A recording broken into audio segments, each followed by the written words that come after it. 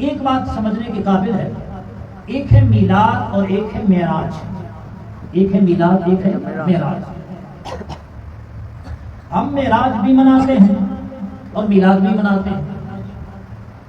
اگر نبی کریم علیہ السلام کی پوری زندگی پہ نظر ڈالیں، آپ کی حیات طیبہ میں سب سے بڑا معجزہ معراج ہے.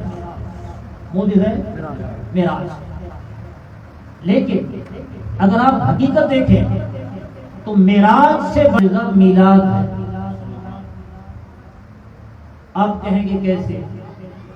اس کی وجہ یہ ہے، توجہ فرمائیں، کہ ہر چیز کا ایک اصلی مقام ہوتا ہے. مقام ہوتا ہے. اگر کوئی چیز اصلی مقام کے اندر ہو تو یہ اس کا کمال نہیں، چونکہ اس کا اپنا ٹھکانہ یہی ہے. جب اصلی مقام سے نکل جائے پھر یہ اس کا کمال ہوتا ہے.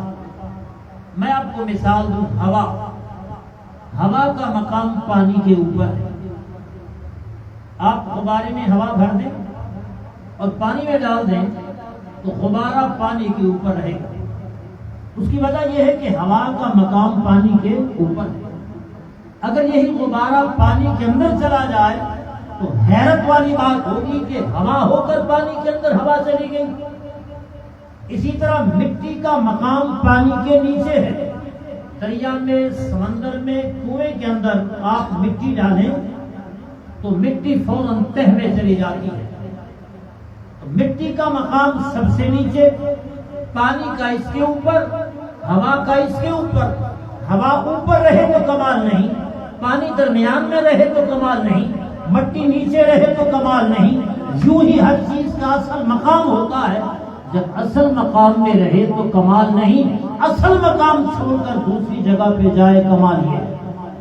قد جاءکم من اللہ نور، تمہارے پاس اللہ کی طرف سے نور آیا. اللہ پاک نے مصطفیٰ کریم علیہ السلام کو نور سے بنایا اور اوپر بشری لباس پہنا دیا. یہ رب کی خلاقی ہے کہ اس نے نور کو بشری لباس سے نوازا. اب نور کا اصل مقام کہاں پر ہے؟ توجہ چاہوں گا. نور کا اصل مقام عالم بالا ہے. نور کا اصل مقام کیا ہے؟ عالم. فرشتے عالم بالا میں رہتے ہیں، وہ نور سے تعلق رکھتے ہیں. عقائد عالم اگر شب معراج پہلے آسمان پہ تشریف لے گئے، دوسرے پہ تشریف لے گئے، ساتوں آسمانوں کو عبور کر کے سدرۃ المنتہا پہ تشریف لے گئے، عرش کی بلندیوں پر تشریف لے گئے، آپ نے جنت دوزخ کی سیر فرمائی اور آپ واپس تشریف لائے. یہ عقائد عالم کی نورانیت تھی اور نور کا مقام عالم بالا ہے. تو واقعی نور کا اوپر جانا معجزہ ہے، لیکن یہ حضور کا اپنا مقام ہے. اپنا اوپر والا مقام چھوڑ کے دنیا میں چلا آنا اور حضور کی ولادت کا ہونا اصل میں مصطفیٰ کریم کا کمال. اپنا مقام چھوڑ کے